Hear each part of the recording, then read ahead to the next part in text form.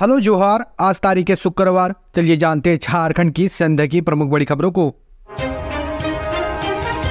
12 से 14 अप्रैल तक इन जिलों में बारिश गर्मी से मिलेगी राहत।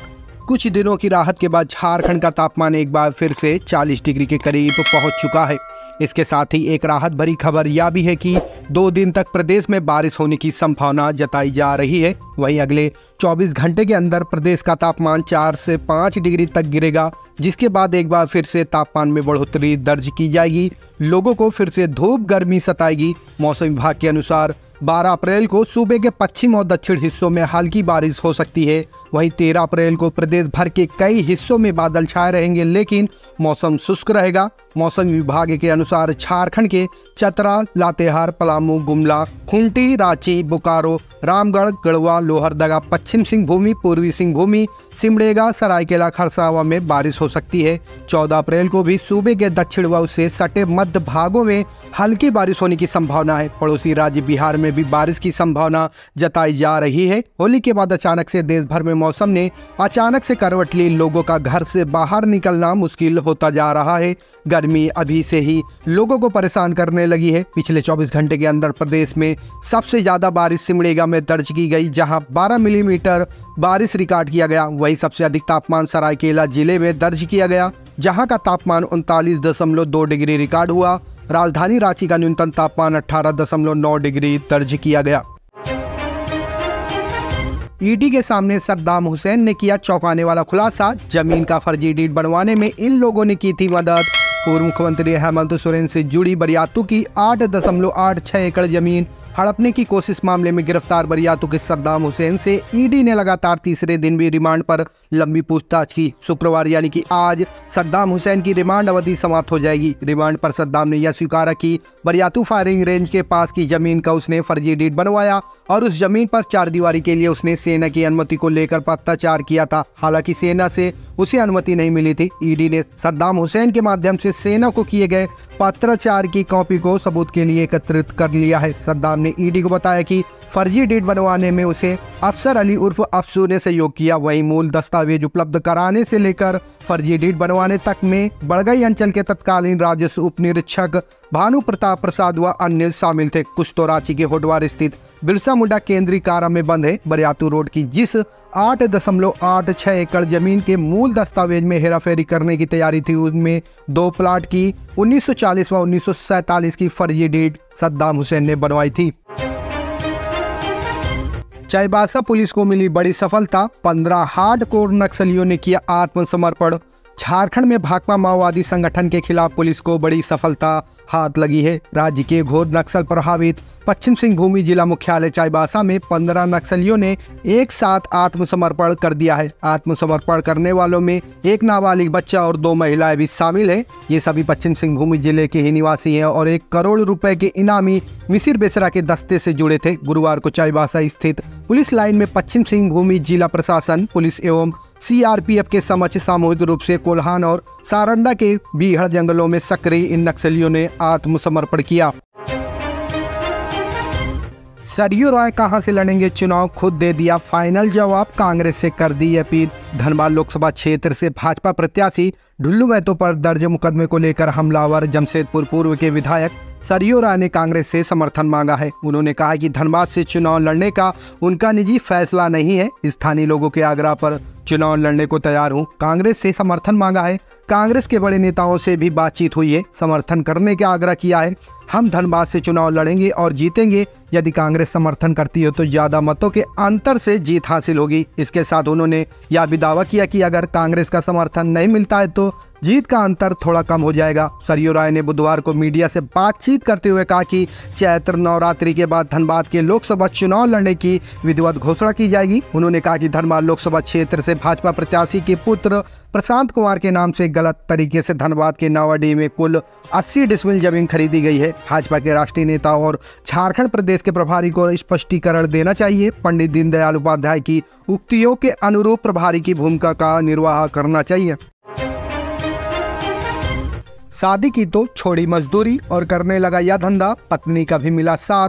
झारखंड में रांची के ग्रामीण इलाकों में नशे की खेती जमकर हो रही है और अब नशे की खेप की तस्करी भी बड़े पैमाने पर की जा रही है। ग्रामीण इलाकों में से नशे के सामान अब राज्य के बाहर ले जाए जा रहे हैं, जिसे लेकर पुलिस अलर्ट मोड में है। खासतौर से हाईवे के आसपास के थानों को विशेष एहतियात बरतने के निर्देश दिए गए हैं। इसे लेकर ही रांची पुलिस को लगातार सफलता भी मिल रही है। इसी क्रम में एक बार फिर रांची पुलिस ने करीब 10 लाख रुपए के मूल्य के अफीम को जब्त किया। वहीं इस तस्करी में लिप्त एक दंपत्ति को भी दबोचा। पुलिस गिरफ्त में आए देवीनाथ सिंह मुंडा और उनकी पत्नी राधिका कुमारी शामिल है। जानकारी के अनुसार देवीनाथ पहली बार ही अफीम की खेती में लिप्त हुआ था और उसकी तस्करी कर रहा था, लेकिन तस्करी की खबर पुलिस को लग गई, जिसके बाद उसे गिरफ्तार कर लिया गया। बताया जा रहा है कि देवीनाथ पहले बाहर मजदूरी का काम किया करता था, लेकिन जब उसकी शादी हुई तो वे अपने गाँव आ गया। इसके बाद कुछ ग्रामीणों ने उसे अफीम की खेती का लालच दिया, जिसके बाद देवीनाथ ने अफीम की खेती की। उसी अफीम की डिलीवरी देने वो अपनी पत्नी के साथ जा रहा था, जिसकी सूचना पुलिस को मिली। इसके बाद सोना हाथों पुलिस ने दोनों को गिरफ्तार किया। राज्यपाल सीपी राधाकृष्णन ने मॉब लिंचिंग से जुड़ा बिल राष्ट्रपति को भेजा। मॉब की परिभाषा पर उलझन। झारखंड के राज्यपाल सीपी राधाकृष्णन ने झारखंड विधेयक 2021 को राष्ट्रपति द्रौपदी मुर्मू के पास विचार के लिए भेजा है।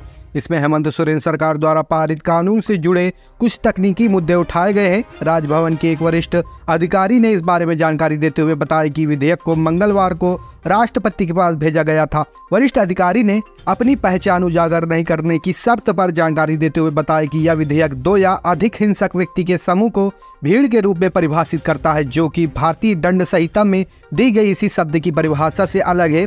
इसमें 5 या अधिक हिंसक व्यक्ति के समूह को भीड़ के रूप में परिभाषित किया गया है। केंद्र सरकार द्वारा बनाई गई भारतीय न्याय संहिता भी 5 या अधिक लोगों के समूह को ही भीड़ के रूप में परिभाषित करती है। एक ही देश में एक ही शब्द के अलग अलग अर्थ कैसे हो सकते हैं, इसमें कानून उलझने हैं। इसी वजह से विधेयक को राष्ट्रपति के पास विचार के लिए भेजा गया है।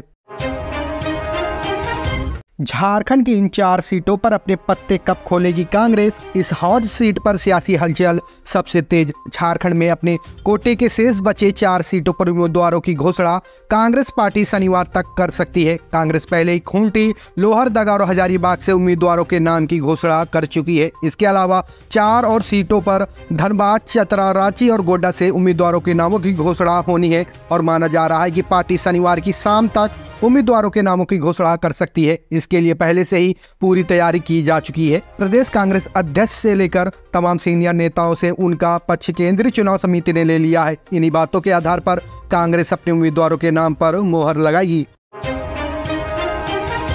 कस्तूरबा विद्यालय में अब दूसरे राज्यों से अभ्यर्थी भी बन सकेंगे शिक्षक, लेकिन इस शर्त को करना होगा पूरा। राज्य में संचालित 203 कस्तूरबा गांधी बालिका आवासीय विद्यालयों, 57 झारखंड बालिका आवासीय विद्यालयों तथा 26 नेताजी सुभाष चंद्र बोस आवासीय विद्यालयों में भी केंद्रीय शिक्षक पात्रता परीक्षा यानी कि सीटेट या पड़ोसी राज्यों से शिक्षक पात्रता परीक्षा यानी कि टेट उत्तीर्ण अभ्यर्थी भी नियुक्त हो सकेंगे। झारखंड उच्च न्यायालय के आदेश पर सहायक आचार्य नियुक्ति प्रतियोगिता परीक्षा में पहले ही ऐसे अभ्यर्थियों को सम्मिलित करने की छूट मिली है। अब ऐसे में राज्य के आवासीय विद्यालयों में संविदा पर शिक्षकों की होने वाली नियुक्ति में भी लागू करने का निर्णय लिया गया है। निःशुल्क एवं अनिवार्य शिक्षा के अधिकार अधिनियम 2009 के तहत अभी तक इन आवासीय विद्यालयों में संविदा पर शिक्षकों की होने वाली नियुक्ति में अन्य अर्हता के साथ साथ झारखंड पात्रता परीक्षा यानी कि जेटेट उत्तीर्ण होना अनिवार्य था। अब केंद्रीय शिक्षक पात्रता परीक्षा या पड़ोसी राज्यों से टेट उत्तीर्ण अभ्यर्थी भी इन विद्यालयों में संविदा पर नियुक्ति हो सकेंगे। बशर्ते उन्हें नियुक्ति के 3 वर्ष के अंदर पहले ही प्रयास में जेटेट उत्तीर्ण होना अनिवार्य होगा। यदि राज्य सरकार इस अवधि में जेटेट का आयोजन नहीं कर पाती है तो नियुक्ति शिक्षकों पर यह शर्त लागू नहीं होगी। साथ ही शिक्षकों को जेटेट की तैयारी के लिए 3 माह का समय भी दिया जाएगा। रांची वाराणसी ट्रेन में चिंगारी से मचा हड़कंप, यात्रियों में मची अफरा तफरी। रेलवे ने क्या बताई वजह? रांची से गुरुवार रात 8:10 पर रवाना हुई रांची वाराणसी एक्सप्रेस में चिंगारी और धुआं निकलने से यात्रियों में हड़कंप मच गया। जुनोहा कीता स्टेशन के बीच हुई इस घटना के चलते कुछ देर के लिए ट्रेन को रोक दिया गया। रेलवे प्रशासन ने कहा कि ब्रेक बाइंडिंग जाम होने के कारण चिंगारी निकली थी। हालांकि ट्रेन स्टाफ ने इसे दुरुस्त कर दिया है। इसके बाद ट्रेन को रवाना किया गया। झारखंड में फिर नक्सलियों की साजिश नाकाम। रांची के तमाड़ से 8 किलो का आईडी बम बरामद। झारखंड के रांची जिले के तमाड़ थाना क्षेत्र के मोनोगोरा आकार कोला मार्ग पर नक्सलियों की साजिश नाकाम हो गई। सशस्त्र सीमा बल ने सर्च ऑपरेशन के दौरान रांची जिले के तमाड़ इलाके से 8 किलो का आईडी बम बरामद किया है। झारखंड जगुआर की टीम ने सूचना मिलते ही मौके पर पहुंचकर बम को डिफ्यूज कर दिया। लोकसभा चुनाव 2024 के दौरान सुरक्षा बलों को नुकसान पहुंचाने के उद्देश्य से नक्सलियों ने ये साजिश रची थी, लेकिन सर्च ऑपरेशन चलाकर तत्परता दिखाते हुए सुरक्षा बलों ने उनकी साजिश नाकाम कर दी। झारखंड के कुख्यात पांडे गिरोह से जुड़े हैं लॉरेंस बिश्नोई के तार सरगना विकास तिवारी से पूछताछ की तैयारी में एटीएस गैंगस्टर कुख्यात लॉरेंस बिश्नोई गैंग से झारखंड के पांडे गिरोह का तार जुड़ गया है। संगठित अपराध से जुड़े अपराधियों के विरुद्ध दर्ज मामले को देख रही झारखंड पुलिस की आतंकवाद निरोधक दस्ता यानी कि एटीएस अब पांडे गिरोह के प्रमुख विकास तिवारी से हजारीबाग स्थित सेंट्रल जेल में पूछताछ करेगी। वहीं 8 अप्रैल को गिरफ्तार पांडे गिरोह के कुख्यात अपराधी गोविंद राय को भी रिमांड पर लेकर एटीएस की टीम पूछताछ करेगी।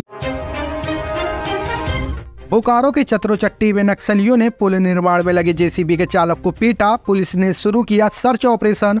बोकारो जिले के चतरोचट्टी थाना क्षेत्र के नक्सल प्रभावित क्षेत्र बड़की सिधावर पंचायत के खगदो गांव के समीप मोतिया नाला पर एक पुल का निर्माण हो रहा है। यही गुरुवार की रात करीब 8 बजे कथित तौर पर हथियार से लैस नक्सलियों का जत्था पहुंचा। इन नक्सलियों ने पहले जेसीबी के चालक से बात की, फिर मुंशी की तलाश शुरू कर दी। मुंशी नहीं मिला तो नक्सलियों ने जेसीबी के ड्राइवर से कहा कि मुंशी से बात कराओ, बात नहीं करा सकते तो उसका नंबर दो। इस पर चालक ने कहा कि ना तो वह मुंशी को जानता है, ना ही उसका नंबर उसके पास है। इससे नक्सली भड़क गए और लाठी से उसकी पिटाई कर दी।